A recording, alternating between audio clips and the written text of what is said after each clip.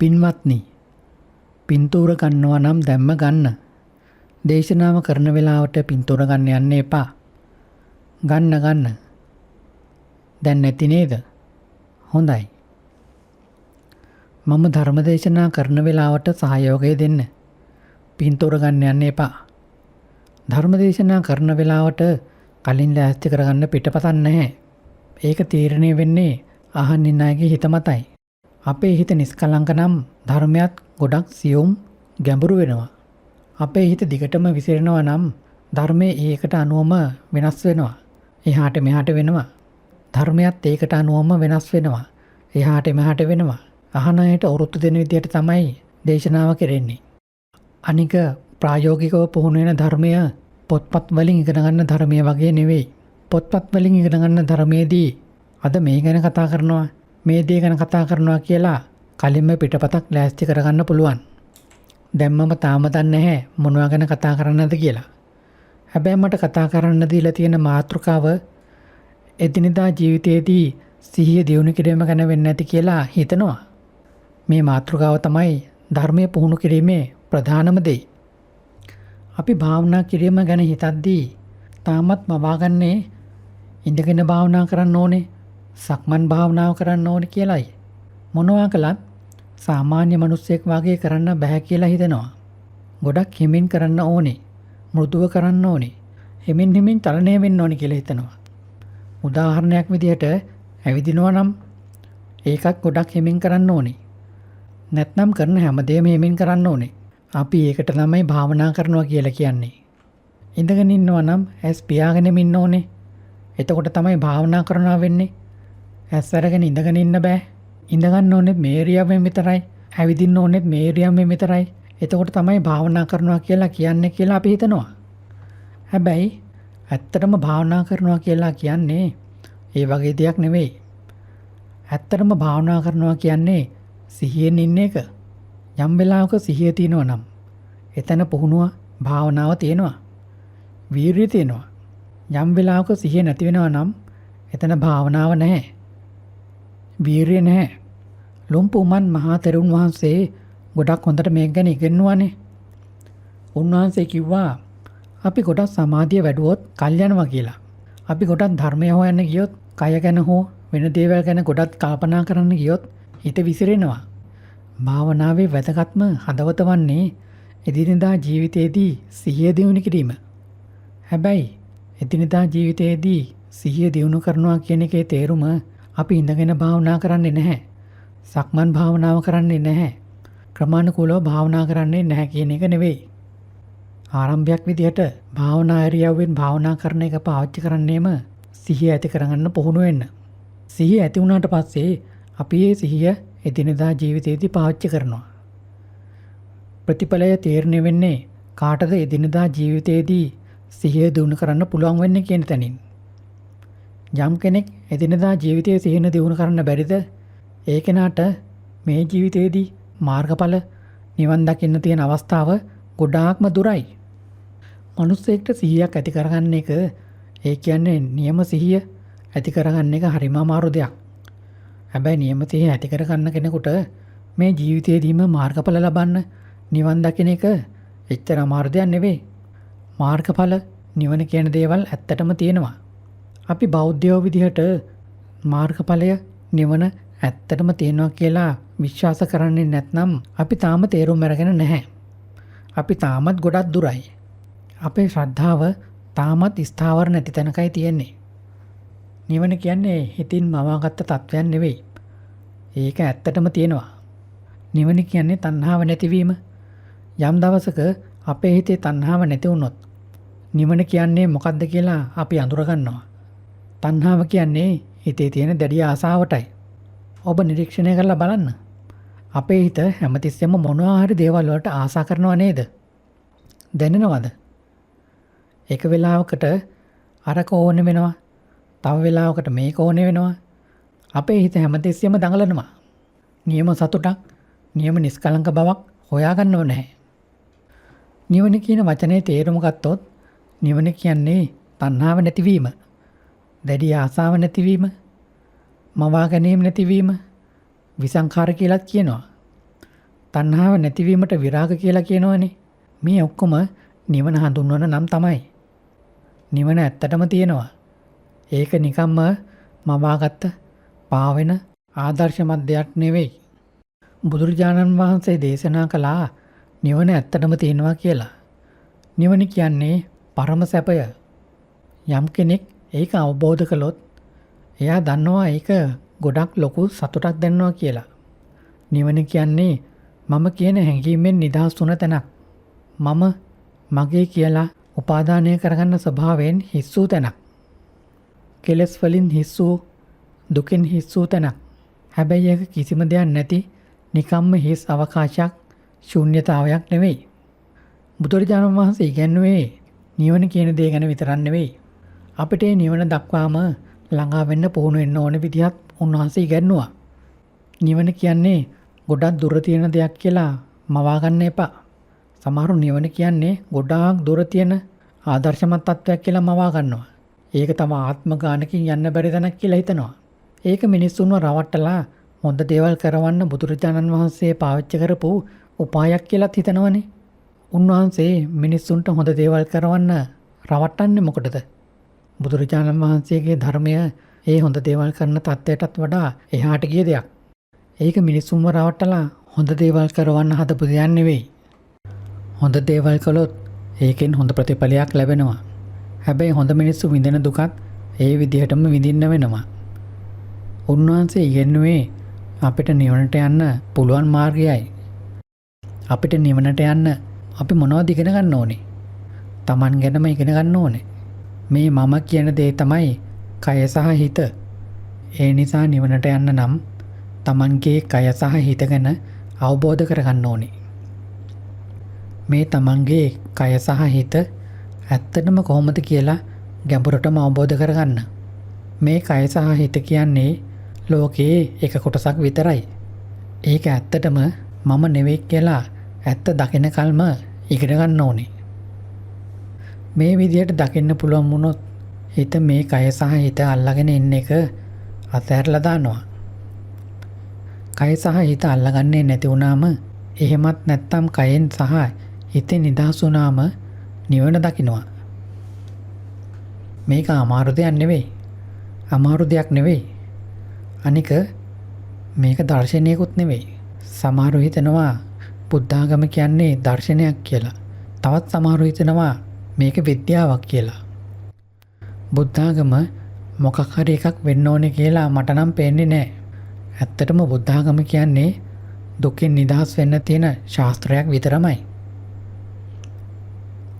කාට හරි මේ ශාස්ත්‍රය තේරුම් ගන්න පුළුවන් වුණොත් එයාට ආයේ දුකක් දැනෙන්නේ නැහැ.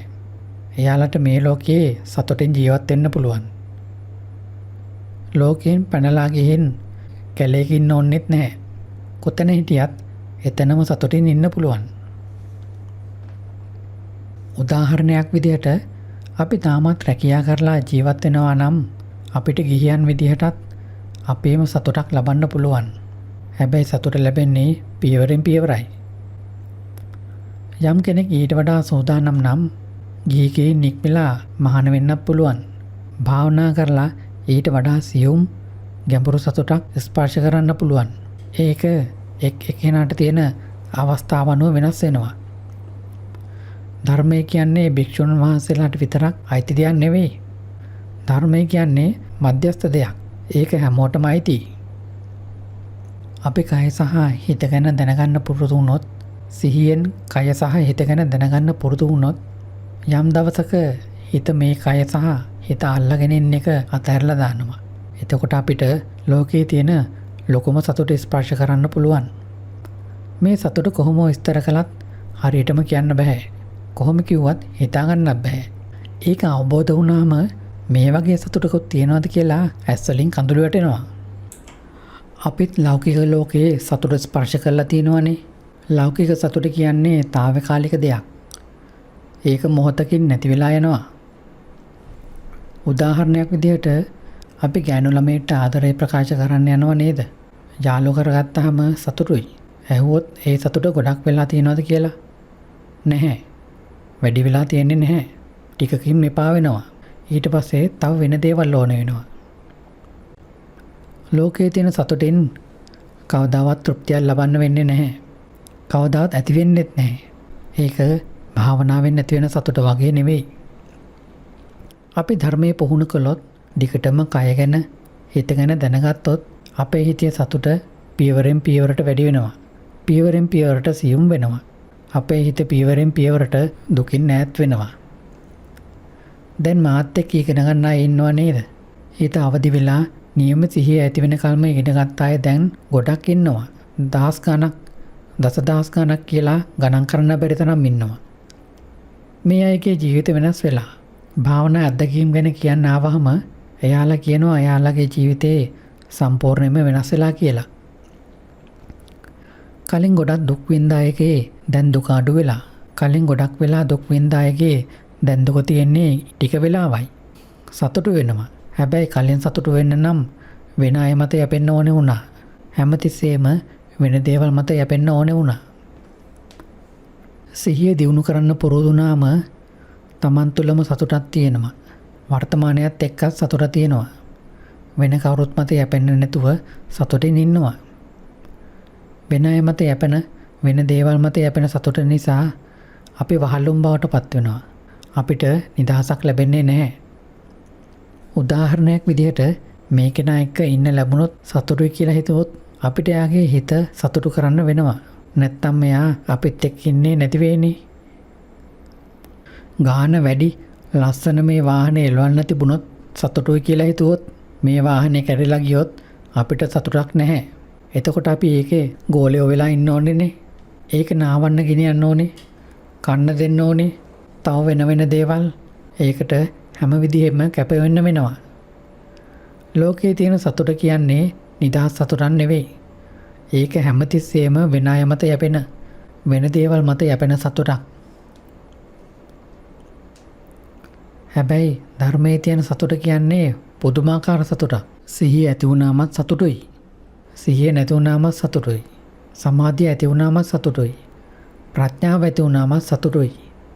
විමුක්තිය ඒ කියන්නේ හිත මේ කය අල්ලගෙන ඉන්න එක, හිත අල්ලගෙන ඉන්න එක අතහැරලා දැම්මොත් ඊටත් වඩා ලොකු සතුටක් දැනෙනවා. ඒ නිසා සතුට පියවරෙන් පියවරට, පිළිවෙලින් පිළිවෙලට තියෙනවා. බෞද්ධ වෙච්ච අපි හැමෝටම පිනක් තියෙනවා. වාසනාවක් තියෙනවා. මොකද බුදුරජාණන් වහන්සේ අපිට ඒ මාර්ගය කියලා දීලා තියෙනවනේ. බුදුරජාණන් වහන්සේ කියලා දීපු විදිහට අපි ගමන් කළොත් අපිට පියවරෙන් පියවරට සතුට ස්පර්ශ කරන්න පුළුවන් වෙනවා. දැන් ගොඩක් දුක් විඳින්න ඕනේ. ඊට පස්සේ අවුරුදු ගානකින් මාර්ගඵල ලැබිලා නිවනොත් දැක්කට පස්සේ තමයි සතුට වෙන්න පුළුවන් කියලා එකක් නැහැ. එහෙම නෙවෙයි. මේ ආත්මේ භාවනා පුහුණු කළොත් ඊළඟ ආත්මවලදී තමයි සතුට වෙන්න පුළුවන් කියන එකත් නෙවෙයි. එහෙම නෙවෙයි. බුද්ධ ආගම කියන්නේ ආශ්චර්යමත් ආගමක්. අපිට සිහිය දියුණු කරන්න පුළුවන් වුණොත් දුක විති වෙලා යනවා. අපේ ඇස් ඉස්සරහම අපේ හිතෙන් දුක විති වෙලා යනවා. බුදුරජාණන් වහන්සේ අපිට ඒ ක්‍රමය කියලා දීලා තියෙනවා. යම් දවසක බුදුරජාණන් වහන්සේ පෙන්නපු මාර්ගයේ අපි ගමන් කළොත් අපි හැම දුකින්ම නිදහස් වෙනවා. ජීවිතයේ තියෙන්නේ පැහැදිලි, නිදහස්, සැහැල්ලු සතුටක් විතරයි. මොනවා වුණත් අපිට මේ විදිහට සතුටින් ඉන්න පුළුවන්. මොකද අපේ සතුට කිසිම දෙයක් මත යැපෙන්නේ නැහැ. සිහිය විතරක් ඇති වුණාම ඇති. ඉතින් කොහොමද මේ මාර්ගයේ ගමන් කරන්නේ? මේ මාර්ගයේ ගමන් කරන විදිහ කියන්නේ සතිපට්ඨානය වැඩිම කියලයි. එහෙමත් නැත්නම් වඩාත් නිවැරදිව කියනවා නම් විදර්ශනා වඩනවා කියලයි. ශාසනය තුල ධර්මයේ පුහුණු කිරීමේ කොටස් දෙකක් තියෙනවා. එකක් තමයි සමත කමඨානය.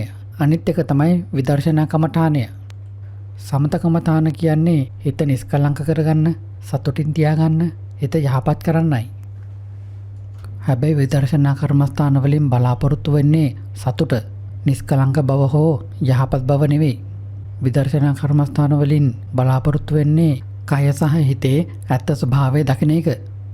මේ කය, මේ හිත අනිත්‍යයි, දුකයි, මේක ඇත්තටම මම නෙවෙයි, මේක මගේ නෙවෙයි කියලා කය සහ හිතේ ඇත්ත ස්වභාවය දකින එකල්ම අවබෝධ කරගන්න එක තමයි විදර්ශනාව. මේ විදිහට දැක්කොත් හිත මේ කය සහ හිත අල්ලගෙන ඉන්න එක අතහැරලා දානවා.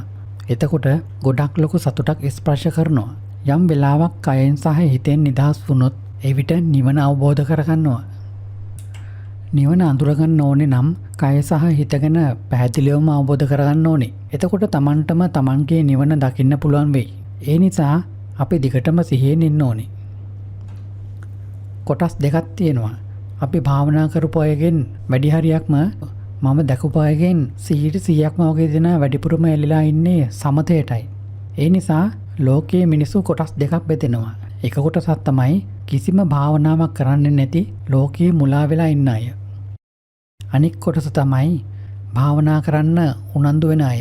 මේ අයගෙන් 100%ක්ම වගේ ඇලිලා ඉන්නේ සමතයටයි.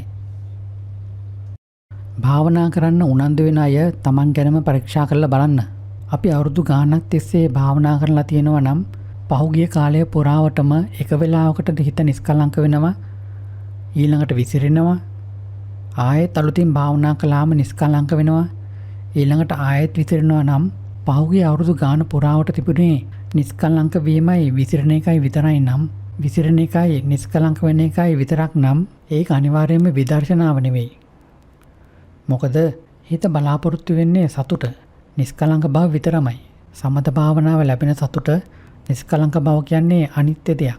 සදාකාලික සතුටක් කියලා දෙයක් නැහැ. ලෝකයේ තියෙන සතුට නිත්‍ය නැහැ.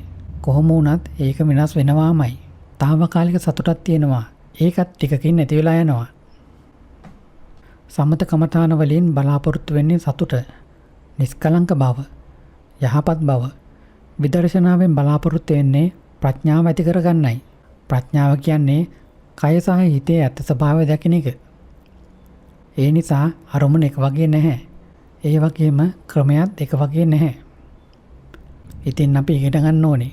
වෙන් කරලා හඳුනා ගන්න ඕනේ. කොයි විදිහට හිත පාලනය කරන එකද සමත කමඨානය වෙන්නේ? කොයි විදිහට හිත මෙහෙවන එකද විදර්ශනා කමඨානය වෙන්නේ කියලා. ඒක වෙන් කරලා අඳුර ගන්න බැරි වුණොත් ගොඩක් දුරකට යන්නේ සමතයයි. හැබැයි Taman හිතාගෙන ඉන්නේ Taman විදර්ශනා වඩනවා කියලා. සමත කර්මස්ථානවල මූලධර්මය එච්චර අමාරු නැහැ. සමත කර්මස්ථානවල මූලධර්මය තමයි මුලින්ම Tamanගේ හිතේ ස්වභාවය නිරීක්ෂණය කරන එක. අපේ හිත හැමතිස්සෙම පාවෙලා යනවා, විසිරෙනවා. ඒක වෙලාවකට අර දිහාවට මුලා වෙනවා, තව වෙලාවකට මේ දිහාවට මුලා වෙනවා, එක වෙලාවකට අර අරමුණ අල්ල ගන්නවා, තව වෙලාවකට මේ අරමුණ අල්ල ගන්නවා, විසිරීලා ගිහින් අර අරමුණයි මේ අරමුණයි අල්ල ගන්නවා. හිත හැමතිස්සෙම එකම කාලකෝට්ටියකට චලනය වෙනවා, වෙනස් වෙනවා. භාවනා කරන්න දන්නේ නැති කෙනා බලෙන් හිත නිස්කලංක කරගන්න, යහපත් කරගන්න උත්සාහ කරනවා. කොච්චර බල කරත් ඒක නිස්කලංක වෙන්නේ නැහැ. පීඩනයක් විතරයි එන්නේ. ඒ නිසා භාවනා කරලා මානසික ආතතියටපත් වෙනවා. වැරදි විදිහට සමතය කරනවා කියන්නේ ඒකයි. හරි විදිහට කළොත් පීඩනයක් එන්නේ නැහැ. අපි හිතේ ස්වභාවය ගැන දන්නවා නම් හිත හරියට පොඩි ළමයෙක් වගේ, දඟලන්නේ පොඩි ළමයෙක් වගේ.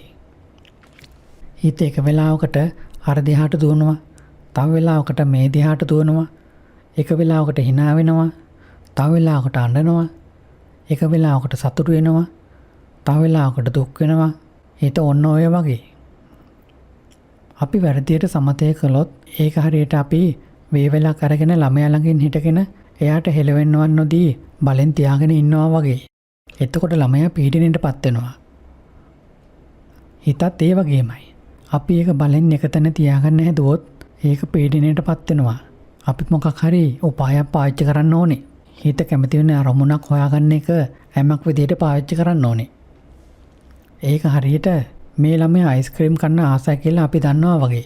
අපි යාට කියනවා එළියේ දඟලන්න නැතුව ගෙදරට එන්න. ඇවිත් සතුටින් අයිස්ක්‍රීම් කන්නකෝ කියලා. එතකොට ළමයා ඇත්තටම ගෙදරට එනවා. ළමයාට සතුටුයි නේද? අනෙත් එක ළමයා එළියට දුවන්නෙත් නැහැ.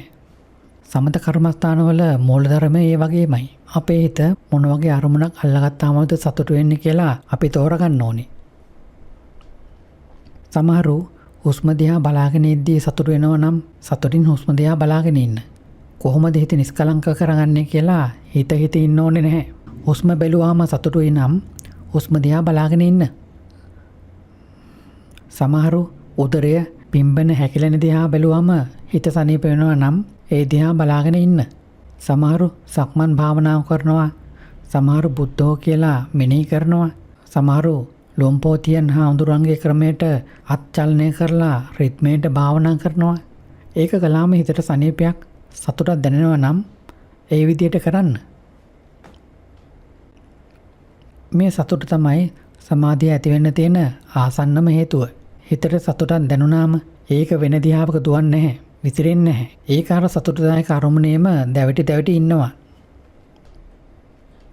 රහස තියෙන්නේ මෙන්න මෙතනයි. සමහරු භාවනා කළාට කොහොමවත් හිත නිස්කලංක වෙන්නේ නැහැ.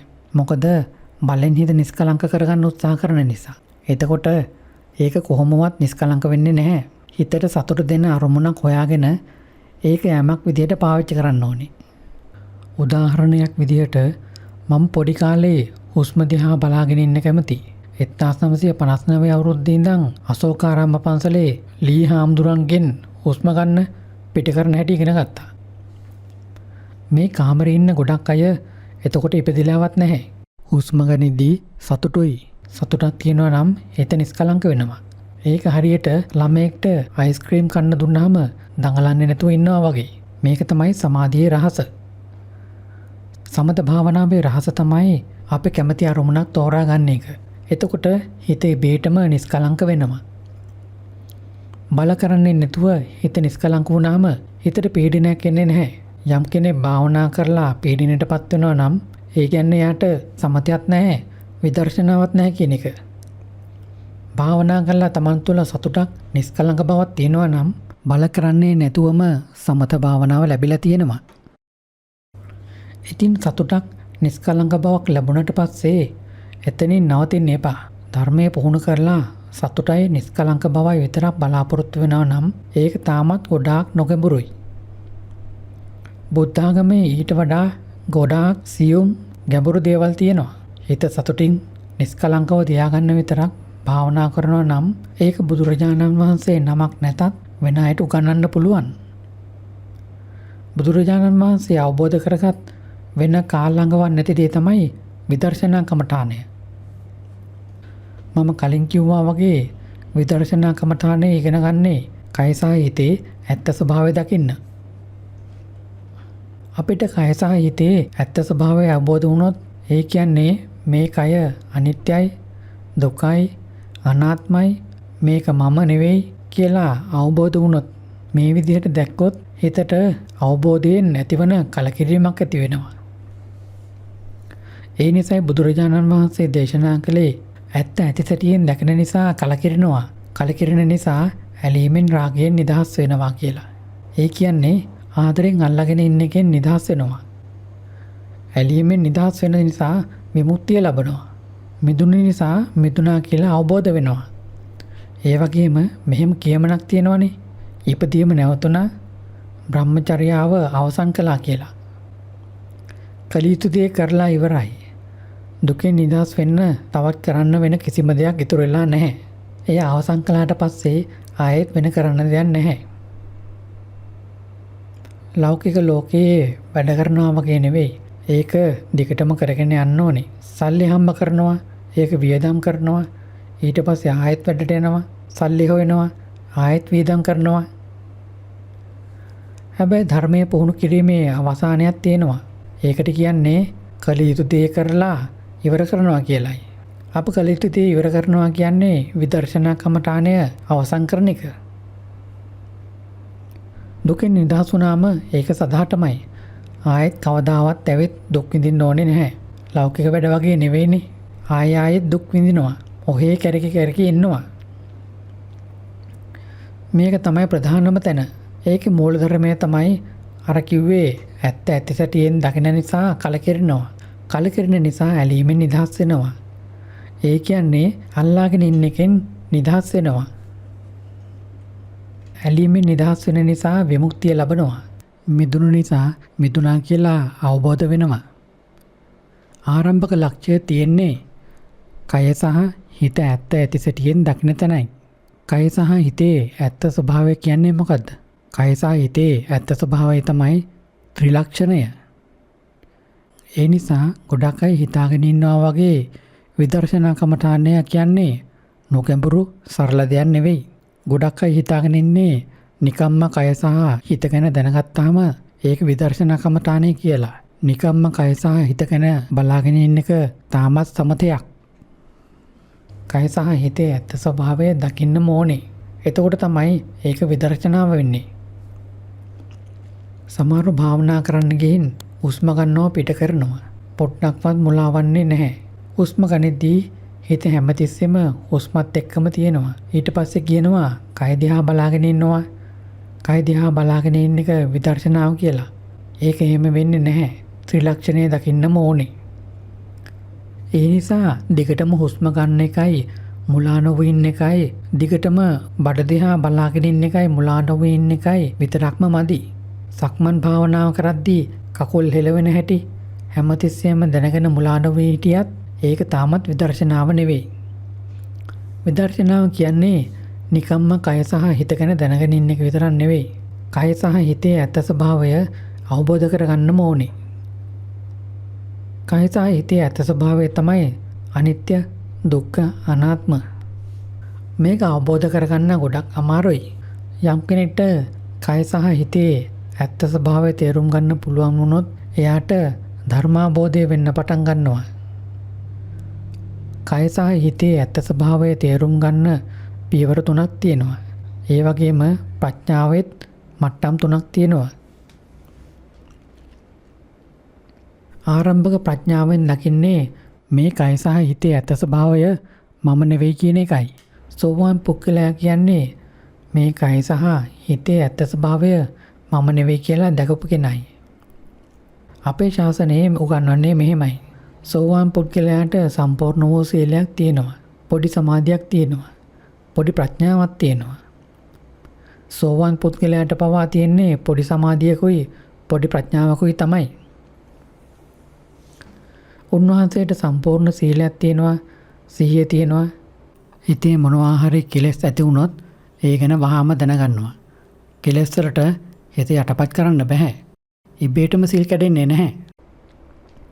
සමාධිය පොඩි කියන්නේ සෝවාන් පුද්ගලයාගේ හිතත් අපේ හිත වගේම එහාට මෙහාට විසිරෙන නිසායි.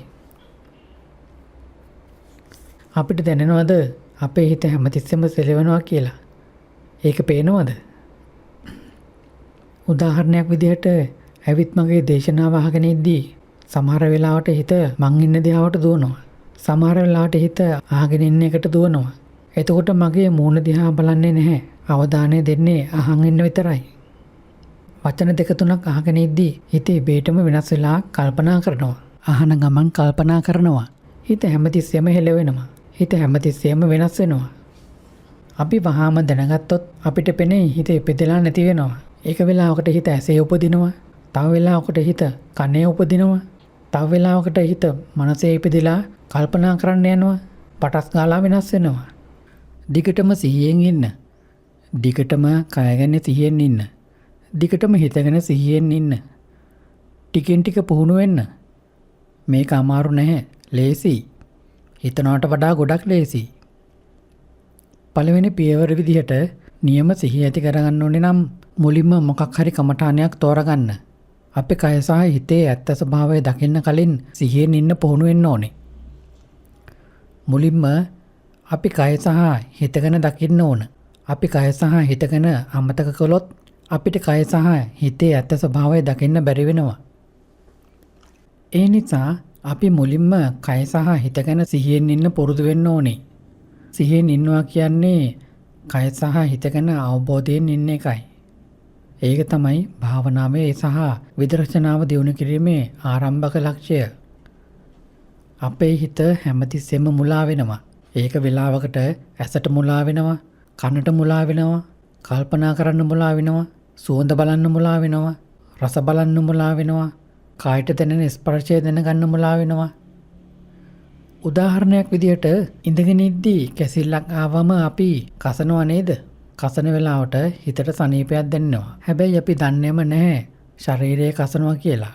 හිතට සනීපයක් දැනෙන නිසා ඉබේටම කසනවා.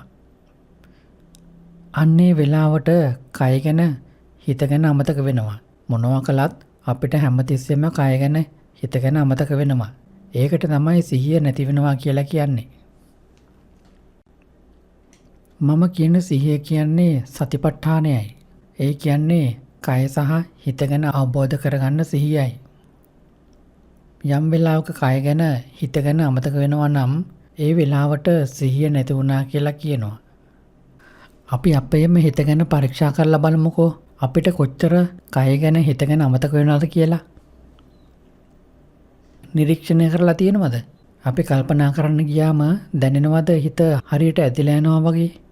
කය ගැන හිත ගැන තියෙන සිහිය නැති වෙලා යනවා.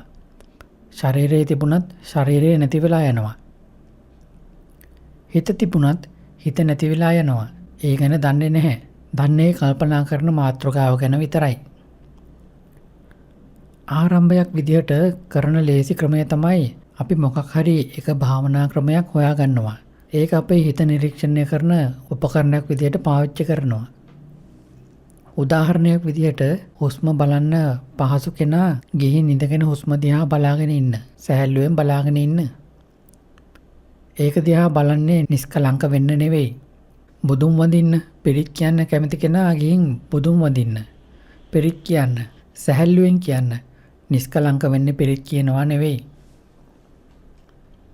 උදරේ පිම්බෙන හැකිලෙන දිහා බලන්න කැමති කෙනා ඒ දිහා බලාගෙන ඉන්න. සක්මන් භාවනා කරන්න කැමති කෙනා සක්මන් භාවනා කරන්න. හිටගෙන, ඇවිදින, ඉඳගෙන, නිදාගෙන ඉන්න ඉරියව් හතර දිහා බලාගෙන ඉන්න කැමති කෙනා ඒ දිහා බලාගෙන ඉන්න. අත්වලවලා භාවනා කරන්න කැමති කෙනා ඒක කරන්න. මේ දේවල් කරන්නේ තමන්ගේ හිත ගැන වහාම අවබෝධ කරගන්නයි. උදාහරණයක් විදිහට අපි හුස්ම ගන්නවා, දිගටම හුස්ම ගන්නවා, සැහැල්ලුවෙන්ම හුස්ම ගන්නවා. අපේ හිත දුවගෙන ගිහින් හුස්ම ඇලුනොත් අපි ඒක වහාම දැනගන්නවා. අපේ හිත කල්පනා කරන්න දිව්වොත් අපි ඒක වහාම දැනගන්නවා. හිත සතුටු වුණොත්, දුක් වුණොත්, හිත යහපත් වුණොත්, අයහපත් වුණොත් ඒක දිගටම දැනගන්නවා. හුස්ම ගන්න ගමන් හිත ගැන වහාම දැනගන්න. නැත්නම් පිරිත් කියන ගමන් වුණත් කරන්න පුළුවන්. අරහං සම්මා වගේ මොනවා හරි කියන ගමන් කරන්න. පිරිත් කියන ගමන් හිත එකපාරටම කල්පනා කරන්න ඇදලා ගියොත්, වෙන දේවල් කල්පනා කරන්න දිව්වොත් හිත ඇදලා ගියා කියලා වහාම දැනගන්න. පිරිත් කියන ගමන් හිත නිස්කලංක වුණොත් නිස්කලංක වුණා කියලා දැනගන්න. පිරිත් කියන ගමන් හිත විසිරුණොත් විසිරුණා කියලා දැනගන්න. පිරිත් කියන ගමන් හිත වෙනස් වෙන හැටි දෙකටම දැනගන්න. මේක තමයි සිහිය ඇති කරගන්න පුහුණු වෙන එක. උදරේ පිම්බෙන හැකිලෙන දිහා බැලුවත් කමක් නැහැ. උදරේ පිම්බෙන හැකිලෙන දිහා බලාගෙන ඉද්දී හිත ඇදලා ගිහින් උදරයේ ඇලුනොත් වහාම දැනගන්න. හිත කල්පනා කරන්න දිව්වොත් වහාම දැනගන්න. හිත මොනවා කරන්න ගියත් වහාම දැනගන්න. දැන් අපි පුහුණු වෙන එකට ඇවිල්ලා ඉන්නේ. මුලින්ම හැමෝම එක භාවනා අරමුණක් හොයාගන්න. අපිට පහසු කළාම හිතට සනීපයක් දැනෙන ඕනෑම අරමුණක් කමක් නැහැ. ඒ අරමුණ දිහා බලාගෙන ඉන්න. උදාහරණයක් විදිහට බුද්ධෝ කියලා මෙනෙහි කළත් කමක් නැහැ. සම්මා අරහං කිව්වත් කමක් නැහැ. හුස්ම දිහා බැලුවත් කමක් නැහැ. උදරේ පිම්බෙන හැකිලෙන දිහා බැලුවත් කමක් නැහැ. සක්මන් භාවනා කළත්, අත් හොලවලා භාවනා කළත්, මොකක් කළත් කමක් නැහැ. හැබැයි කරන්නේ හිත එකතැන තියාගන්න නෙවෙයි. අපි භාවනාවක් කරන ගමන් දිගටම හිත වෙනස් වෙන හැටි, හිත චලනය වෙන හැටි දිහා බලාගෙන ඉන්නවා. උදාහරණයක් විදිහට අපි බුද්ධෝ කියද්දී හිත වෙන දේවල් කල්පනා කරන්න දිව්වොත් හිත කල්පනා කරන්න දිව්වා කියලා දැනගන්නවා. බුද්ධෝ කියද්දී හිත නිස්කලංක වුණොත් නිස්කලංක වුණා කියලා දැනගන්නවා. බුද්ධෝ කියද්දී හිත විසිරුණොත් විසිරුණා කියලා දැනගන්නවා. හුස්ම ගනිද්දී හුස්ම ගන්නවා, පිට කරනවා බලාගෙන ඉද්දී හිත දුවගෙන ගිහින් හුස්මේ ඇලුනොත් අපි ඒක වහාම දැනගන්නවා. හිත වෙන දේවල් කල්පනා කරන්න දිව්වොත් අපි වහාම දැනගන්නවා. හිත සතුටු වුණත්, දුක් වුණත්, හිතට ප්‍රීතියක් ආවත්, මොන සතුටක් ආවත් අපි වහාම දැනගන්නවා. මොනවා කළත් කමක් නැහැ. මුලින්ම එක භාවනාවක් නිරීක්ෂණය කරන මෙවලමක් විදිහට පාවිච්චි කරන්න. සාමාන්‍යයෙන් අපේ හිත හැමතිස්සෙම පාවෙලා යනවා. හැමතිස්සෙම දුවනවා. ඒක දිහා බලාගෙන ඉන්න අමාරුයි. අපි ඒ නිසා භාවනාවක් පාවිච්චි කරන්නේ නිරීක්ෂණය කරන මෙවලමක් විදිහටයි. හිතන්න මේක බුද්ධෝ මේක හුස්ම කියලා. අපි බුද්ධෝ කියද්දී නැත්නම් හුස්ම දිහා බලාගෙන ඉද්දී අපේ හිත දුවගෙන ඇවිත් මේකේ ඇලෙනවා, හුස්මේ ඇලෙනවා, උදරේ ඇලෙනවා. එතකොට හිත දුවගෙන ආවා කියලා වහාම දැනගන්න. හිත වෙන දිහාවකට දිව්වොත් ඒකත් වහාම දැනගන්න. අපිට ඒක පැහැදිලිව පෙනෙයි. අපිට නිරීක්ෂණය කරන්න අරමුණක් නැත්නම් හිත හැමතිස්සෙම සෙලවෙනවා. ඒක දිහා බලන්න අමාරුයි. ඒක නිසා මුලින්ම එක භාවනා අරමුණක් හොයාගන්න. මොකක් වුණත් කමක් නැහැ. කිසිම දෙයක් කරන්න දන්නේ නැත්නම් දිගටම පිරී කිව්වක් කමක් නැහැ. නැත්නම් ලුවන්පෝගේ CD දේශනා ඇහුවත් කමක් නැහැ. අහගෙන ඉද්දී හිත පාවෙලා ගියොත් දැනගන්න. අහගෙන ඉද්දී hina ගියොත් දැනගන්න. අහගෙන ඉද්දී පැටලුනොත් දැනගන්න. නිතරම Tamanගේ හිත ගැන වහාම දැනගන්න පුරුදු වෙන්න. අපි මේ විදිහට ස්වභාවයෙන්ම නිතරම දැනගන්න පුරුදු වෙන එකෙන්ම තමයි සිහිය ඇති වෙන්නේ. මොකද සිහිය බල කරලා තියාගන්න බෑ. සිහිය කියන්නේ අනාත්ම දෙයක්. කාටවත් නියෝග කරලා සිහිය තියාගන්න බෑ. සිහියට හේතුවක් තියෙනවා. හේතුවක් තිබුණොත් තමයි සිහිය ඇති වෙන්නේ. සිහිය ඇති වෙන්න හේතුව තමයි සිතට ස්වභාවයෙන්ම හරියටම මතක හිටින එක. හිතට ස්වභාවයෙන්ම හරියටම මතක හිටින්නේ හිත නිතරම ස්වභාවයෙන් දකින නිසායි. අපි ස්වභාවයෙන්ම බලන්න පුරුදු වෙන්න ඕනේ. ඒක භාවනාවක් අරගෙන දිගටම අපේ හිතේ වෙනස් වීම, චලනය වීම නිරීක්ෂණය කරන්න. උදාහරණයක් විදිහට බුද්ධෝ කියද්දී හිත කල්පනා කරන්න ඇදලා ගියොත් ඒක දැනගන්න. එහෙම නැත්නම් අරහං සම්මා කියලා පිරිත් කියද්දී හිත කල්පනා කරන්න ඇදලා ගියොත් ඒක දැනගන්න. සම්බුද්ධෝ භගවා කියද්දී ආයෙත් දිවුවොත් ඒකත් දිගටම දැනගන්න. මේ විදිහට නිතරම පුහුණු වෙන්න. හිත චලනය වුණාම හිත එක මොහොතකට හරි කල්පනා කරන්න මුලා වුණාම සිහිය බේටම ඇති වෙයි. නියෝග කළාට සිහිය ඇති වෙන්නේ නැහැ. සිහිය ඇති වෙන්නේ ස්වභාවයෙන් හරියටම මතක හිටින නිසායි. අභිධර්මයේත් කියන්නේ ඒකයි. තිර සංඥා කියන්නේ හිතට ස්වභාවයෙන් හරියටම මතක හිටින එක. ඒක තමයි සිහිය ඇති වෙන්න තියෙන ළඟම හේතුව. අපි දිගටම ස්වභාවයෙන් බලන්න පුරුදු වුණොත් යම් දවසක සිහිය ඇති වෙයි. නියම සිහිය ඇති වුණාට පස්සේ දිගටම නිරීක්ෂණය කළොත් අවබෝධයෙන් ඉන්න පුළුවන් වෙයි. අවබෝධයෙන් ඉන්න පුළුවන් වුණාම ඊට පස්සේ තවදුරටත් අපේ භාවනාව මොන මාර්ගයේද, කය මොන මාර්ගයේද, හිත මොන මාර්ගයේද කියලා එකක් නැහැ. ආරම්භයේදී සමහර විට කය දිහා බලන්න පුළුවන්, සමහර වේදනාව දිහා බලන්න පුළුවන්, සමහර හිත දිහා බලන්න පුළුවන්. හැබැයි ඒක ආරම්භයක් විතරයි. ඒ කියන්නේ එක භාවනාවක් අරගෙන ඒක නිරීක්ෂණය කරන මෙවලමක් විදිහට පාවිච්චි කරනවා. හිත ගැන වහාම දැනගන්න ඒක ගොඩක් කළාම සිහිය බේටම ඇති වෙනවා. ඊට පස්සේ අර මාර්ගය මේ මාර්ගය කියලා එකක් නැහැ.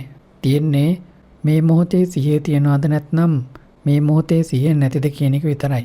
මේ මොහොතේ සිහිය තියනවා කියලා විතරයි. සමහර වෙලාවට සිහියෙන් කය දිහා බලනවා. සමහර වෙලාවට සිහියෙන් වේදනාව දිහා බලනවා. සමහර වෙලාවට සිහියෙන් හිත දිහා බලනවා. කය දිහා බලන් කය දිහාද බලන්නේ හිත දිහාද බලන්නේ කියලා තෝරන්න බෑ. යම් කෙනෙක් තාමත් කය දිහා විතරයි බලන්නේ නැත්නම් හිත දිහා විතරයි බලන්නේ කියලා තෝරනවා නම් එයා සමත කමඨාන වලටයි වැටෙන්නේ. ඒ නිසා යම් වෙලාවක නියම සිහිය ඇති වුණොත් තෝරන්න බෑ. සමහර වෙලාවට කය දිහා බලනවා, සමහර වෙලාවට වේදනා දිහා බලනවා, සමහර වෙලාවට හිත දිහා බලනවා. උදාහරණයක් විදිහට මම මීට ටිකකට කලින් ඇවිත් වෙලාව වෙනකන් ඉඳගෙන ඉද්දී කොළපාට ෂර්ට් එකක් අඳපු කෙනෙක් ආවා. එයා එක්තරා කණ්ඩායමේ එක්කෙනෙක්. එයා ඇවිත් එයාගේ භාවනා පැවරුම් බාර දුන්නා. එයා කිව්වා ස්නානය කරද්දී, දත්ම දෙද්දී, හරි කොණ්ඩේ පීරද්දී එයාට දැනෙනවලු මේ ශරීරය කියන්නේ මම නෙවෙයි කියලා. කිසිම චේතනාවක් නැතුව සිහියේ පිටම ඇති වෙලා. එතකොට එයාට පෙනෙනවා මම කියලා කෙනෙක් නැහැ කියලා. සිහියෙන් කය දිහා බලන ඕනෑම වෙලාවක කය කියන්නේ මම නෙවෙයි කියලා පෙනෙනවා. සිහියෙන් වේදනාව දිහා බලද්දී වේදනාව මම නෙවෙයි කියලා පෙනෙනවා. සිහියෙන් යහපත් හෝ අයහපත් හිත දිහා බලද්දී හිත කියන්නේත් මම නෙවෙයි කියලා පෙනෙනවා. නියම සිහිය ඇති වුණාම ඒක දකින්න පටන් ගන්නවා. එතකොට පෙනේ ශරීරය තමයි හුස්ම පිට කරන්නේ. ඒ හුස්ම පිට කරන්නේ මම නෙවෙයි කියලා. ශරීරය තමයි හුස්ම ගන්නෙ. ඒ හුස්ම ගන්නේ මම නෙවෙයි. ශරීරය තමයි හිටගෙන ඉන්නේ. ඇවිදින්නේ. ඉඳගෙන ඉන්නේ. නිදාගන්නේ. ඒ හිටගෙන ඉන්නේ, ඇවිදින්නේ, නිදාගන්නේ, ඉඳගෙන ඉන්නේ මම නෙවෙයි. ශරීරය කියන්නේ මම නෙවෙයි කියලා Tamanටම දැනෙන්න ගන්නවා. නියම සිහිය ඇති වුණා නම් සතුටක් හෝ දුකක් ඇති වුණොත් අපිට පෙනේ මේ සතුට හෝ දුක කියන්නේ ශරීරයට රිංගලා ආපු දෙයක් කියලා. ඊට පස්සේ ඒ සතුට වෙන්නේ මම නෙවෙයි, දුක් වෙන්නේ මම නෙවෙයි. කුසල් අකුසල් ඇති වුණාම උදාහරණයක් විදිහට ලෝභකම, තරහව, මුලාව ඇති වුණාම ඒක ඇති වුණාම අපිට ඒක පේනවා. හිතයි ලෝභ වෙන්නේ, හිතයි තරහ ගන්නේ, හිතයි මුලා වෙන්නේ. ඒ ලෝභ වෙන්නේ, තරහ ගන්නේ, මුලා වෙන්නේ මම නෙවෙයි. හැම ස්වභාව ධර්මයක්ම මම නෙවෙයි කියලා පෙනේ. ආරම්භයේදී අපි හැමෝටම උදව් වෙන විදිහට එක් එක්කෙනා Tamanට පහසු භාවනා අරමුණක් හොයාගන්න. සක්මන් භාවනා කරන්න පහසු කෙනා ඒක කරන්න. බුද්ධෝ කියන්න පහසු කෙනා ඒක කරන්න. මොකක් වුණත් කමක් නැහැ. හිතේ චලනය වීමේ නිරීක්ෂණය කරන මෙවලමක් විදිහට මොකක් හරි එකක් අරගන්න. දිගටම නිරීක්ෂණය කරන්න. එතකොට ඉස්සරහට සිහිය ඉබේටම ඇති වෙයි. සිහිය ඇති වුණාම ඒක කය ගැන දැනගන්නවා. හිත ගැන දැනගන්නවා. සමහර වෙලාවට කය ගැන දැනගන්නවා. සමහර වෙලාවට වේදනාව ගැන දැනගන්නවා. සමහර වෙලාවට අපේ හිත ගැන දැනගන්නවා. එතකොට පෙනෙයි මේක මම කියලා කෙනෙක් නැහැ කියලා. චලනය වන මේ ශරීරය මම නෙවෙයි කියලා පෙනෙයි. ඇතිවෙන වේදනාවන්, ඒ කියන්නේ සතුට, දුක, උපේක්ෂාව යන මේ හැමදේම මම නෙවෙයි කියලා පෙනෙයි. කුසල් සහ අකුසල් හිත මම නෙවෙයි කියලා පෙනෙයි. මම කියලා කෙනෙක් නැහැ. යම් කෙනෙක් මේ මම කියලා කෙනෙක් නැහැ කියලා දැක්කොත් එයාට ආරම්භක ප්‍රඥාව ලැබිලා ඉවරයි කියලා කියනවා. මම කියලා කෙනෙක් නැහැ. මේක තමයි ආරම්භක ප්‍රඥාව. මධ්‍යම මට්ටමේ ප්‍රඥාව ගත්තොත් මධ්‍යම මට්ටමේ ප්‍රඥාව කියන්නේ මේ කය කියන්නේ සම්පූර්ණයෙන්ම දුකක් කියලා ඇත්ත දකින එකයි. මේ කය කියන්නේ සම්පූර්ණයෙන්ම දුකක් කියලා දකින්න නම් ආරම්භයේදී පුහුණු වුණා වගේම සිහියෙන් කය ගැන, හිත ගැන දැනගන්න ක්‍රමයක් තමයි පාවිච්චි කරන්නේ. ඒ විදිහටමයි දැනගන්නේ. සිහිය තියාගෙන කය ගැන දැනගන්නවා. හිත ගැන දැනගන්නවා. ඒක ඉබේටම දිගටම ඒ විදිහට ඒ දේවල් දැනගන්නවා. ඒක ප්‍රමාණවත් වෙන දවසට හිත සමාධිමත් වෙලා ඒ අවබෝධය තහවුරු කරනවා. එතකොට එයාටම තේරෙයි මේ කය කියන්නේ සම්පූර්ණයෙන්ම දුකක් කියලා. ඇස, කන, නාසය, දිව, කය මේ ඔක්කොම එකතු වෙලා හැදලා තියෙන මේ ශරීරය කියන්නේ එකම දුක් ගොඩක්. අපේ අතරේ කවුරු හරි ඉන්නවද මේ ශරීරයේ දුකක් කියලා දකින අය? ඉන්නවද? ඉන්නවනම් කරුණා කරලා අත උස්සන්න. ඉන්නවද කයි දුකක් කියලා දකින අය? අත උස්සපු අය තාම අත පහත දාන්න එපා. අත උස්සපු අයගෙන් මම පොඩි ප්‍රශ්නයක් අහන්නම්. හැමතිස්සෙම දුකක් විදියටද දකින්නේ? නැත්නම් සමහර වෙලාවට සතුටක් විදියටද දකින්නේ? හිතා ගන්න පුළුවන්ද? අපි හැමතිස්සෙම ඒක දුකක් විදියට දකින්නේ නැහැ නේද? අපි දකින්නේ සමහර වෙලාවට දුකක්, සමහර වෙලාවට සතුටක් විදිහටයි. ඔය අත පහත දාන්නේ නැතුව ඉන්නකෝ. දැන් ටිකකින් දුක වේදනාව පෙනේ. දැන් අත පහත දාන්න පුළුවන්. අපි ධර්මයේ තේරුම් අරන් ඉන්නවා කියලා හිතන්න එපා. බුදුරජාණන් වහන්සේ දේශනා කළේ පංචස්කන්ධයම දුකක් කියලයි. මේ කය මේ හිත දුකක්. අපිට පෙනෙන්නේ නැහැ මේ කය සහ හිත දුකක් කියලා. කය ඇත්තටම දුකක් කියලා දකින්න පුළුවන් වෙන්නේ අනාගාමී පුද්ගලයාටයි. හිත ඇත්තටම දුකක් කියලා දකින්න පුළුවන් වෙන්නේ රහතන් වහන්සේටයි. හැබැයි අපිට පේන්නේ මේ කය සමහර වෙලාවකට දුකක්, සමහර වෙලාවකට සතුටක් විදියටයි. මේ හිත සමහර වෙලාවකට දුකක්, සමහර වෙලාවට සතුටක් විදියටයි. හැබැයි අපි දිගටම සිහියෙන් හිටියොත් අපිට පෙනෙයි මේ කය සම්පූර්ණයෙන්ම දුකින් පෙරලා තියෙන්නේ කියලා. තියෙන්නේ ලොකු දුකක් සහ පොඩි දුකක් විතරයි කියලා.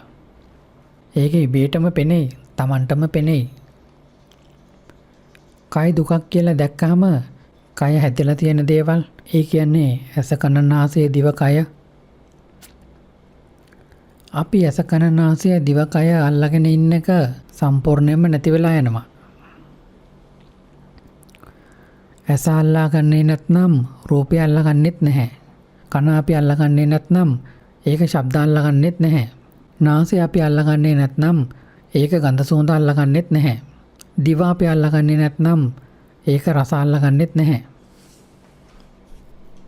ඇස කන නාසය දිව කය අල්ලාගන්න පුළුවන් වෙලා තියෙන්නේ ඒක රූප, ශබ්ද, ගඳ සුවඳ, රස, කායට දැනෙන ස්පර්ශය, ඒ කියන්නේ පොට්ටබ්බ වලට ඇලිලා ඉන්න නිසායි. රූප, ශබ්ද, ගඳ සුවඳ, රස, ස්පර්ශයන්ට කැමති වෙන අකමැති වෙන ගතියක් තියෙන නිසායි.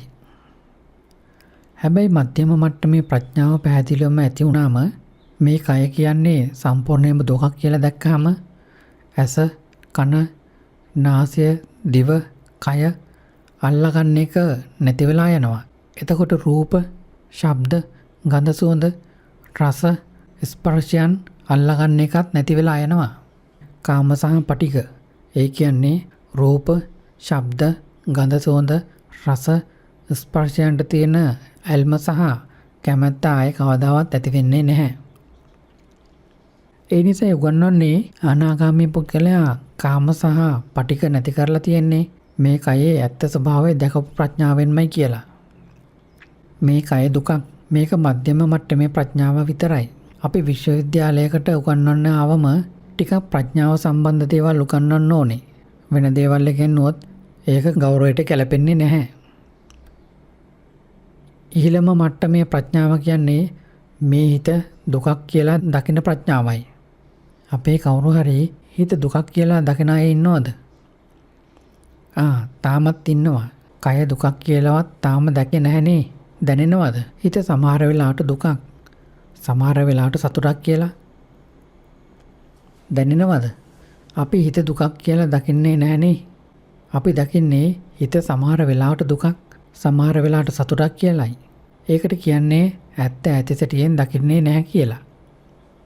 යම් කෙනෙක් කය දුකක්, හිත දුකක් කියලා දැක්කොත් ඒ කියන්නේ පංචස්කන්ධයම දුකක් කියලා දැක්කොත් ඒකට කියන්නේ දුක පැහැදිලිව දකින්නවා කියලයි. එතකොට තණ්හාව සම්පූර්ණයෙන්ම නැති කරන්න පුළුවන් වෙනවා. ඒ කියන්නේ තණ්හාව, සමුදය ආයේ කවදාවත් ඇති වෙන්නේ නැහැ. සමුදය කියන්නේ කය, හිත දුකෙන් නිදහස් කරන්න තියෙන ආසාවයි. කය සහ හිත කියන්නේ සම්පූර්ණයෙන්ම දුක් ගොඩක් විතරයි කියලා පැහැදිලිවම දැනගත්තොත් කය සහ හිත සතුටින් තියන්න තියෙන ආසාව නැති වෙලා යනවා. මොකද එයා දන්නවා ඒක කරන්න බැරි දෙයක් කියලා. කය සහ හිත දුකෙන් නිදහස් කරන්න තියෙන ආසාවත් නැති වෙලා යනවා. මොකද එයා දන්නවා ඒක කරන්න බැරි දෙයක් කියලා. කැමති වෙන අකමැති වෙන එක සම්පූර්ණයෙන්ම නැති වෙලා යනවා. කය සහ හිත මේ විදිහට තියෙන්න ඕනේ, අර විදිහට තියෙන්න ඕනේ කියන ආසාව සම්පූර්ණයෙන්ම නැති වෙලා යනවා. ඒකට කියන්නේ යම් වෙලාවක දුක පැහැදිලිව දකින්නවද? එතකොටම සමුදය අතහරිනවා. සමුදය නැති කරපු ගමන්ම නිරෝධය අවබෝධ වෙනවා. ඒ කියන්නේ එතකොටම නිවන අවබෝධ වෙනවා. දුක අවබෝධ කරලා සමුදය අතහැරලා නිරෝධය අවබෝධ කරන වෙලාවට තමයි ආර්ය මාර්ගය කියලා කියන්නේ. දුක්ඛ, සමුදය, නිරෝධ මාර්ග කියන මේ ඔක්කොම ඇති වෙන්නේ එකම වෙලාවකදී. භාවනා කරන්න පුරුදු වෙන්න. ආරම්භයේදී Taman දිගටම කය ගැන හිතගෙන සිහියෙන් ඉන්න ඕනේ. කය වැඩ කරන හැටි දකින්න. කය හිටගෙන ඉන්නවා, කය ඇවිදිනවා, කය ඉඳගෙන ඉන්නවා, කය නිදාගෙන ඉන්නවා. ඒ හිටගෙන ඉන්නේ, ඇවිදින්නේ, ඉඳගෙන ඉන්නේ, නිදාගෙන ඉන්නේ මම නෙවෙයි. ශරීරය කියන්නේ මම නෙවෙයි කියලා දකින්න. හිත වැඩ කරන හැටි දකින්න. හිත සතුටු වෙනවා, දුක් වෙනවා, හිත යහපත් වෙනවා, හිත අයහපත් වෙනවා.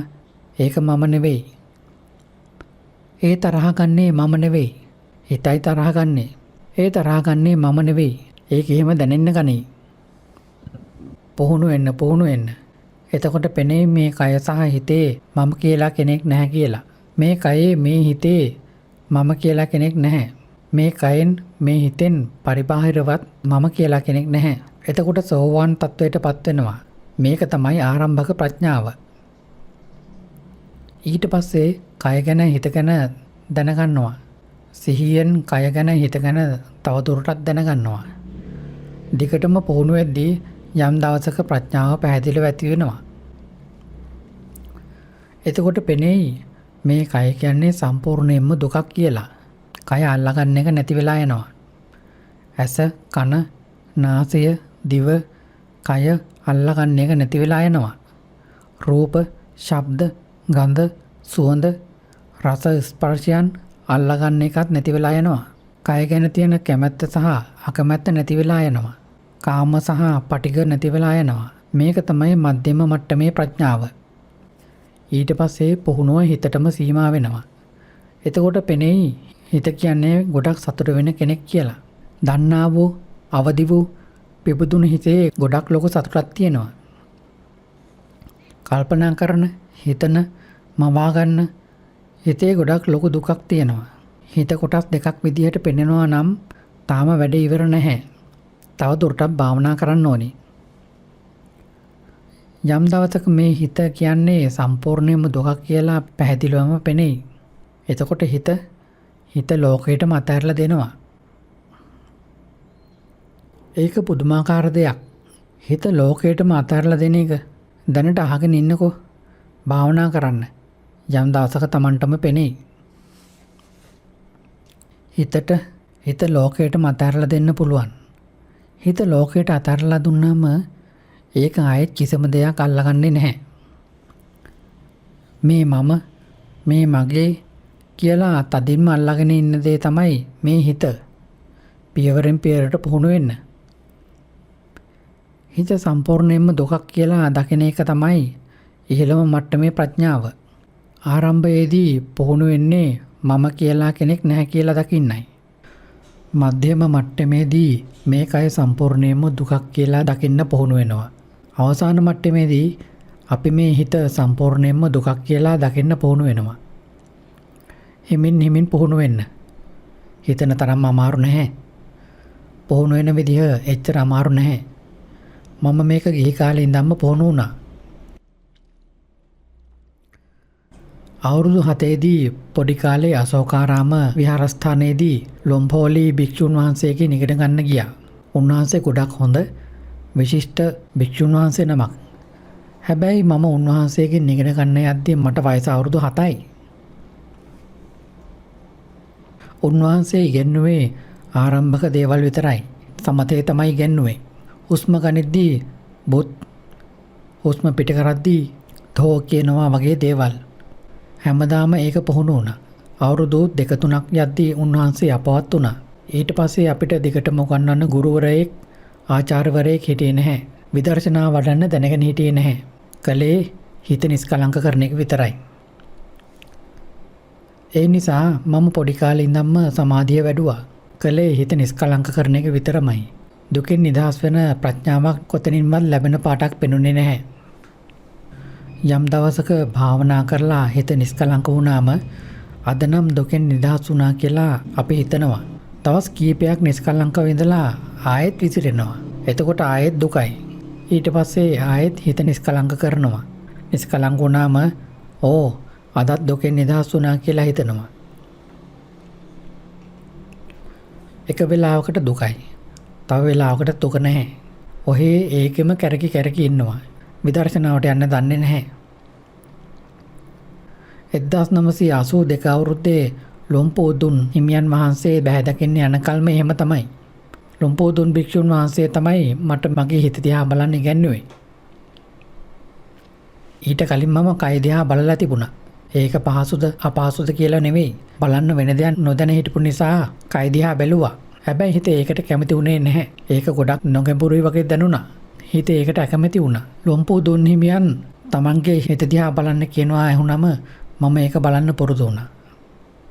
ඒ කාලේ මම අගමැති කාර්යාලයේ රජයේ සේවකයෙක් විදිහට වැඩ කළා. ආචාර්ය මානෙත් වැඩ කරපු තැනට ළඟයි. ගොඩනැගිලි ළඟින්මයි තිබුණේ. හැමදාම උදේට නැගිට වෙලාවෙ ඉඳන් භාවනා කරන්න පුරුදු වුණා. බලන්න නිින්දෙන් නැගිටලා අද මොන දවසද කියලා කල්පනා කරද්දීම අපේ හිත වෙනස් වෙනවා. භාවනාව කියන්නේ වෙන මොකක්වත් නෙවෙයි. නියම ජීවිතය ඇතුළේමයි පුහුණු වෙන්නේ. ඇස් පියාගෙන කැලෑවල කඳුවල ගිහින් පුහුණු වෙන්න ඕනේ නැහැ. ඒ වගේ දේවල් කරන්න ඕනේ නැහැ. භාවනාවක් කියන්නේ කය ගැන ඉගෙන ගන්න එක, හිත ගැන ඉගෙන ගන්න එක. කොතන හිටියත් කයකුයි හිතකුයි තියෙනව නේද? මෙතන හිටියාම කයක් හිතක් නැතුව පන්සලකට ගියාම තමයි කයක් හිතක් තියෙන්නේ කියලා එකක් නැහැ. කොතන හිටියත් කයක් හිතක් තියෙනවා. ඒ නිසා කොතන හිටියත් භාවනා කරන්න පුළුවන්. මොකද භාවනා කරනවා කියන්නේ කයේ සහ හිතේ ඇත්ත ස්වභාවය ඉගෙන ගන්න එක. නිින්දෙන් නැගිට්ටාම මම රජයේ රැකියාවක් කළානේ. නැගිට ගමන් අද සඳුදා නේද කියලා මතක් වුණාම හිත වියලී යනවා. අද සිකුරාදා නේද කියලා මතක් වුණාම හිත ප්‍රබෝධමත් වෙනවා. අපි ඒක වහාම දැනගන්නවා. හිත වියලිලා ගියාම අපි ඒක දැනගන්නවා. හිත ප්‍රබෝධමත් වුණාමත් අපි ඒක දැනගන්නවා. සිකුරාදා නේද කියලා මතක් වුණාම ගොඩක් සතුටුයි. ඊට වඩා දිග නිවාඩුවක් තියෙනවා කියලා මතක් වුණාම සාමාන්‍ය ප්‍රමාණයටත් වඩා ප්‍රබෝධමත් වෙනවා. හැමෝටම එහෙම වෙනවා. හැබැයි අත උස්සන්නේ නැතුව මහන්සි වෙලා වැඩ කරනවා වගේ පෙන්නගෙන ඉන්නවා. සිකුරාදා කියලා මතක් වුණාම හිත ප්‍රබෝධමත් වෙනවා. බලලා අයියෝ දවස වැරදුනා. අද බදාදානේ කියලා දැක්කහම සතුට සම්පූර්ණයෙන්ම අනිත් පැත්ත පෙරලෙනවා. හිත වෙනස් වෙලා දුකක් ඇති වෙනවා. හිතේ දුකක් ඇති වෙන හැටි එතකොටම පේනවා. කෑම කන වෙලාවටත් අපිට භාවනා කරන්න පුළුවන්. අපි කෑම කද්දී හරි කෑම කන තැනට යද්දී හරි අද තියෙන්නේ ඔක්කොම ආස කරන කෑම කියලා දැක්කම හිතට සතුටක් දැනෙනවා. ඒක දැනෙනවද? අද තියෙන්නේ ඔක්කොම අකමැති දේවල්. මේ කෑම විකුණන අයට කිසිම අලුත් අදහසක් නැහැ. වැඩක්ම නැහැ. හැමදාම එකම කෑම හදන්නේ. ඒ ඔක්කොම අපි අකමැති දේවල්. ඒක දැක්ක ගමන් අපේ හිත අකමැති වෙනවා. අපේ හිත ගැන වහාම දැනගන්න. අද මොනවද කෑම තියෙන්නේ කියලා දැනගන්නව නෙවෙයි. අද තාරා හොදි, අද කුකුල් මස් හොදි, ආඳමාලු තියෙනවා කියලා දැනගන්නව නෙවෙයි. අපේ හැඟීම දැනගන්න. උදාහරණයක් විදිහට මේ විදිහට දකිනවා. මේ කෑම දකිද්දී අපේ හිතට මෙහෙම දැනෙනවා. මේ කෑමේ සුවඳ එද්දී අපේ හිතට මෙහෙම දැනෙනවා. හිත ගැන දැනගන්න. හිතේ හැඟීම් දැනගන්න. මේක තමයි නියම ජීවිතය ඇතුලේ සිහිය දියුණු කරනවා කියන්නේ. වෙන කොහේ හරි ගිහින් නැස් පියාගෙන ඉන්නව නෙවෙයි. කොතන ජීවත් වුණත් එතනම භාවනා කරනවා. අපි ඇවිදගෙන ගිහින් මේ වගේ කෑම දැක්කාම අපේ හිතට කොහොමද දැනෙන්නේ කියලා අපි වහාම දැනගන්නවා. කෑම අනුභව කරද්දී මේ ඔක්කොම ආස කෑමනේ කියලා කටට දාගන්නවා. හැබැයි කිසිම රහක් නැහැ. රස වෙයි කියලා හිතුවට එහෙම නැහැ. කාටද එහෙම වෙලා තියෙන්නේ? ආස කෑම දැකලා කටට දාගත්තාම ඒක රස නැත්නම් කොහොමද දැනෙන්නේ? රස නැති කෑමක් කන්න ලැබුණ නිසා සතුට වෙනවද? එහෙම වෙන්නේ නැහැ නේද? හරිම අපරාධයන්නේ. මේ කෝකියා වැඩක්ම නැහැ වගේ හැඟීමක් එනවා. හිත අකමැති වෙනවා. හිත අකමැති වුණා කියලා වහාම දැනගන්න. අපි දිගටම අපේ හිත ගැන වහාම දැනගන්න. වැඩ කරන තැනින් එළියට යද්දී හරි උදේට වැඩට එද්දී වාහන තදබදය ගොඩක් තියෙනවා. අද ගෙදරින් වාහන එල්වගෙන එද්දී දිගටම රතු එළියට අහු වුණොත් කොහොමද දැනෙන්නේ? රතු එළියට අහු වුණාම කොහොමද දැනෙන්නේ? එපා වෙනව නේද? එකපාරටම රතු වෙනවා. ආයෙත් රතු වෙනවා. දවස පුරාම තියෙන රතු එළිය විතරයි. ගොඩක් කම්මැලි දෙයක්. යම් දවසක කොළ එළියට විතරක් අහු වුණොත් ප්‍රබෝධමත් වෙනවා. කොළ එළිය දැක්කම සතුටුයි. යනවා ෂා තාමත් කොළ එළිය තියෙනවා නේ. එකපාරටම රතු වුණාම කහ එළිය වැටෙද්දීම ඉක්මනට යන්න ඕනේ නේද? රතු එළිය වැටිලා පොලිසිය කෙනෙක් හිටගෙන හිටියොත් අපිට බ්‍රේක් කරන්න වෙනවා. ආයෙත් හැරිලා බලද්දී ඒ පොලිස් පඹේ දැන් නම් බැංකුක් මිනිස්සු රවට්ටනවනේ. බොරු පොලිස් කාර්යය ගොඩක් ඉන්නවා. බොරු පොලිස් කාර්යයයි ඇත්ත පොලිස් කාර්යයගේ වෙනස මොකද්ද? ඒක පේනවද? බඩ දිහා බලන්නකෝ. ඇත්ත පොලිස් කාර්යයා බොරු පොලිස් කාර්යයට වඩා මහතයි නේ. රතු එළියට අහු වෙලා පළවෙනි වාහනේ විදිහට එන්නකොට කොහොමද දැනෙන්නේ? අම්මෝ සමහර වෙලාවට ගොඩක් තරහ යනවා නේද? 20 වෙනි වාහනේ විදිහට හිටියොත් කොහොමද දැනෙන්නේ? ඊට වඩා සහනයක් දෙන්නව නේද? 80 වෙනි 100 වෙනි වාහනේ විදිහට හිටියොත් කිසිම ගාණක් නැහැ. කොළ එළිය වැටුණක් ගාණක් නැහැ. තාම බේරෙන්න බෑ කියලා දන්නවා. අපි දිගටම අපේ හැඟීම් ගැන දැනගන්න. මේක තමයි නියම ජීවිතයේදී ධර්මය පුහුණු කරනවා කියන්නේ. සාමාන්‍ය ජීවිතයේදී ධර්මය පුහුණු කළාට කිසිම ප්‍රතිඵලයක් නැහැ කියලා හිතන්න එපා. ප්‍රතිඵලය තීරණය වෙන්නේ මාර්ගඵල නිවන් දකින්න පුළුවන්ද බැරිද කියන එක තීරණය වෙන්නේ අපිට අපේ නියම ජීවිතයේදී ධර්මය පුහුණු කරන්න පුළුවන්ද බැරිද කියන එක මතයි. එක්කෙනෙක්ට දවසකට පැය කීයක් ඉඳගෙන භාවනා කරන්න සක්මන් කරන්න පුළුවන්ද?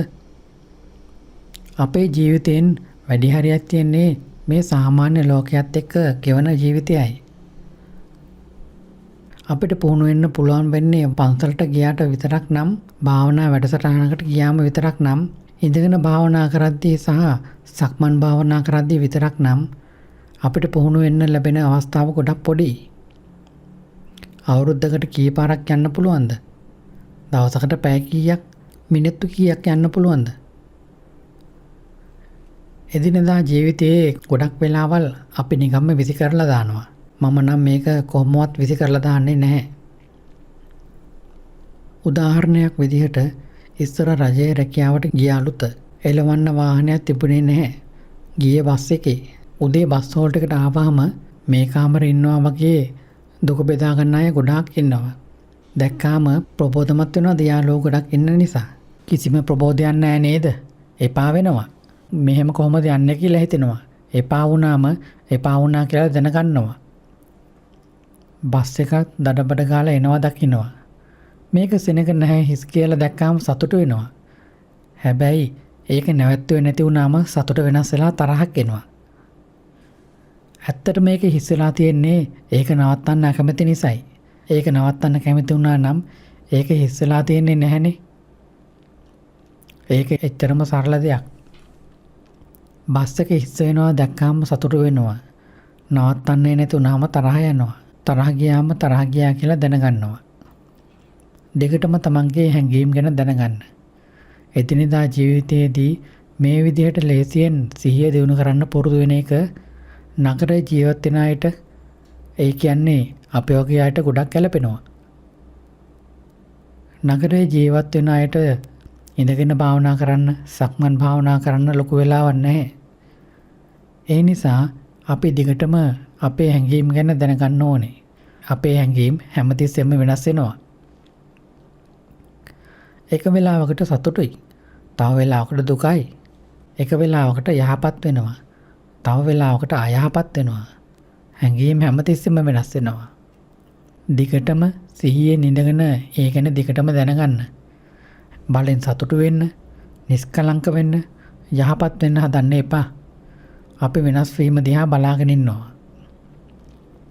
මේක මතක තියාගන්න. මෙතන ඉඳන් අපි හැඟීම් වෙනස් වෙන දිහා බලාගෙන ඉන්නවා. දෙකටම වෙනස් වෙන හැඟීම් ගැන දිගටම දැනගන්නවා. සැහැල්ලුවෙන් දිගටම බලාගෙන ඉන්නවා. එතකොට අපිට පෙනෙයි මේ හිත එක වෙලාවකට සතුටු වෙනවා, තව වෙලාවකට දුක් වෙනවා, එක වෙලාවකට යහපත් වෙනවා, තව වෙලාවකට අයහපත් වෙනවා. මේ විදිහට එක දිගට කැරකි වෙනස් වෙනවා. සතුටක් තියෙන්නේ తాවකාලිකයි. ඊට පස්සේ නැති වෙලා යනවා. දුකක් තියෙන්නේ తాවකාලිකවයි. ඊට පස්සේ නැති වෙලා යනවා.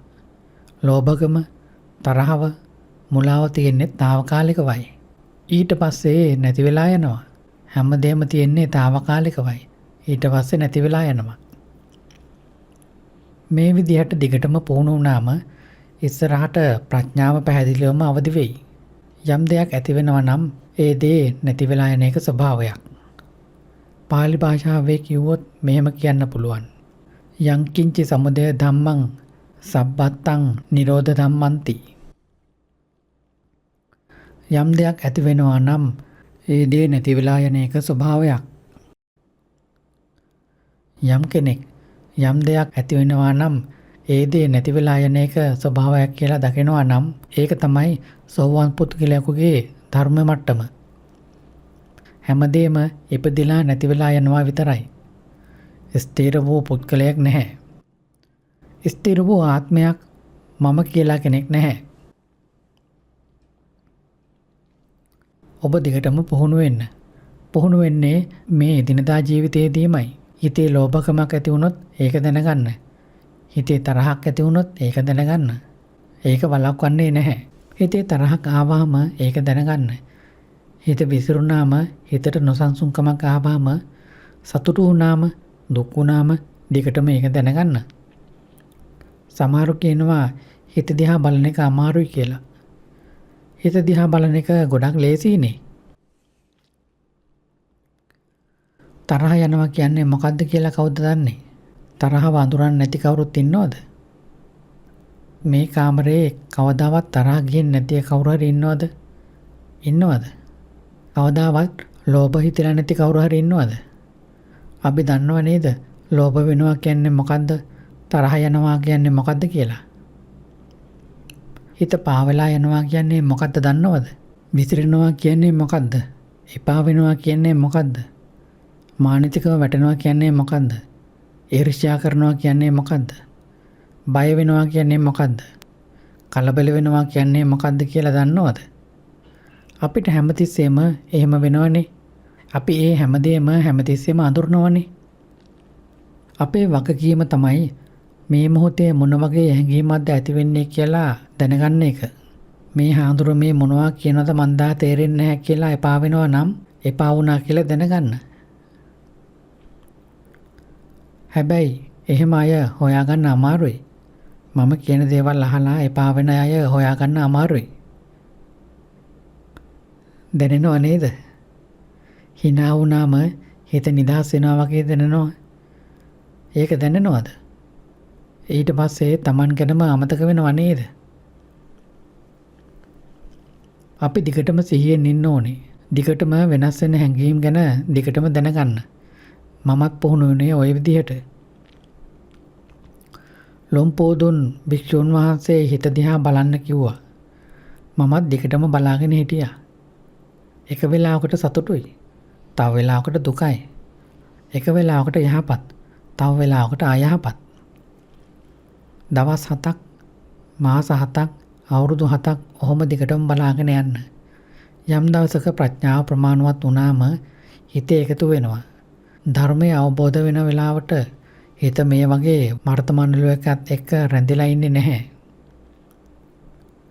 අපේ මේ හිත දොරටු 6ක් ඔස්සේ, ඒ කියන්නේ ඇස, කන, නාසය, දිව, කය, මනස ඔස්සේ පාවෙලා යනවා.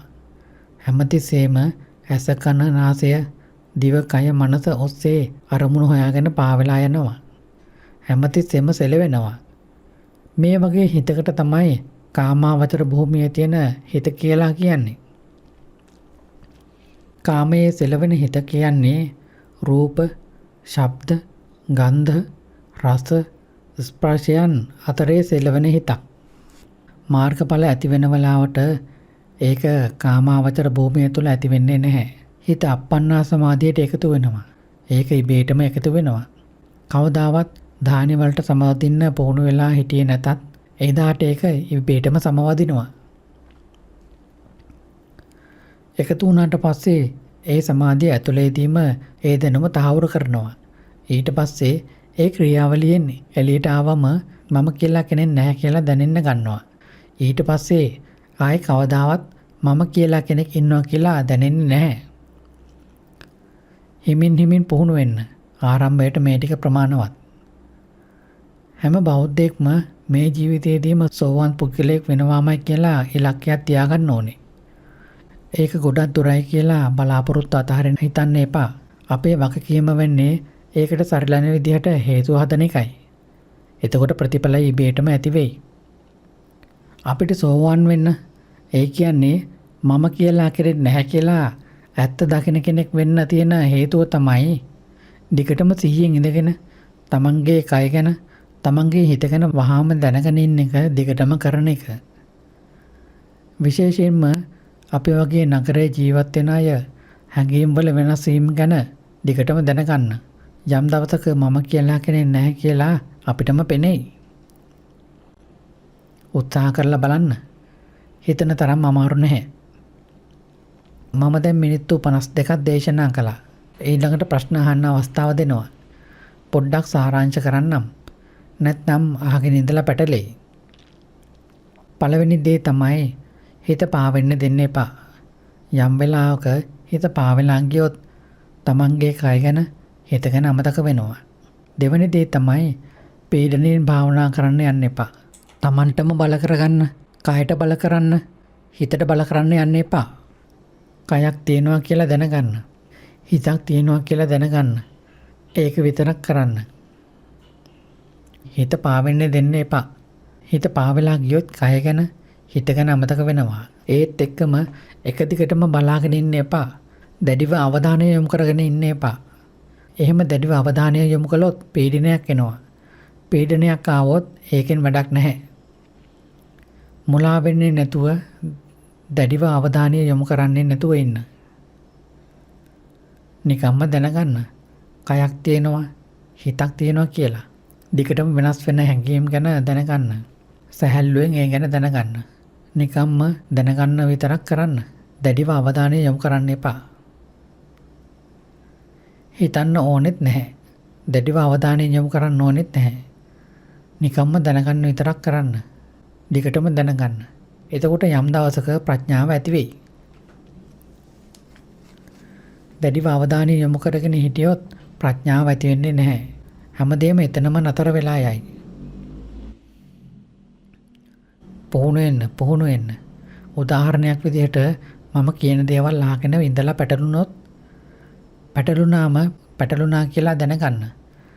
දැක්කද? මෙච්චර ලේසි. පැටලුණා කියලා දැනගන්නවා.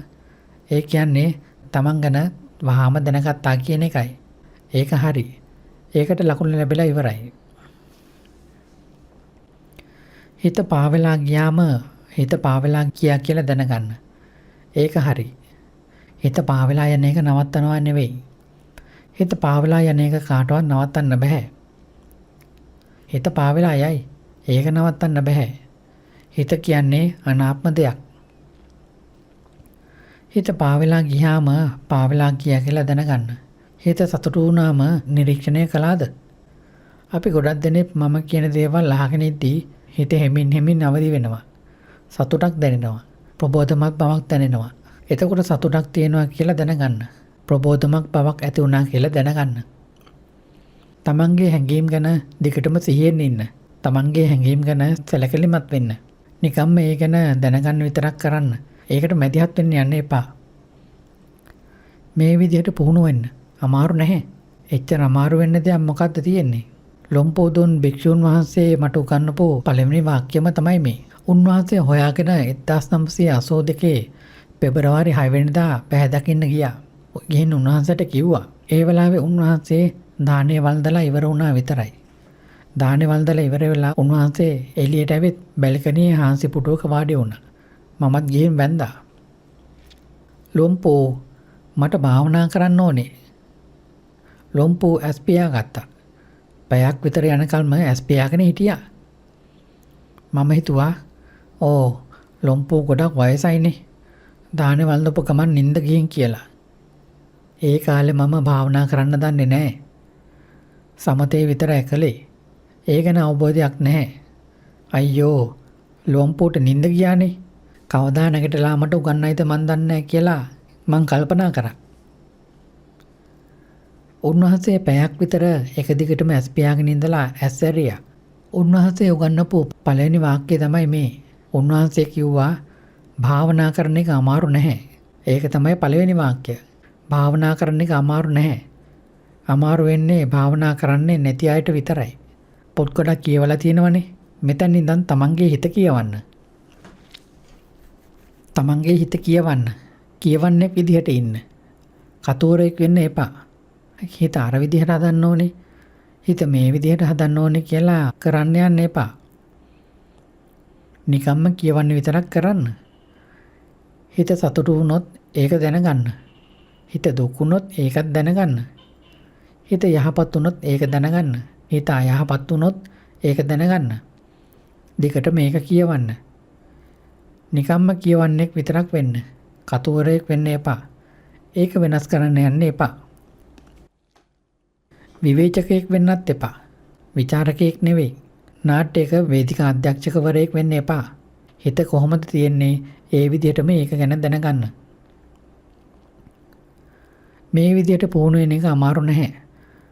එතකොට අපිට තේරෙයි ධර්මයේ ඇත්තටම බුදුරජාණන් වහන්සේ කොච්චර සරල වෙනකන් ගවේෂණය කරලා තියෙනවද කියලා. සාමාන්‍ය මනුස්සයෙක්ට වුණත් Tamanටම තනියම ඉගෙන ගන්න පුළුවන් තරමට ගැළපෙන විදිහට ලේසි කරලා තියෙනවා කියලා තේරෙයි. දැන් ප්‍රමාණවත්. හොඳයි. මට ආරංචි වුණා ප්‍රශ්න අහන්න 15 දෙනෙක් ඇවිත් ඉන්නවා කියලා. ලොම්පෝ ප්‍රාමෝචෝ වත්සුවන් සන්තිධම් චොම්බුරි පළාත තායිලන්තය 2009 අප්‍රේල් 29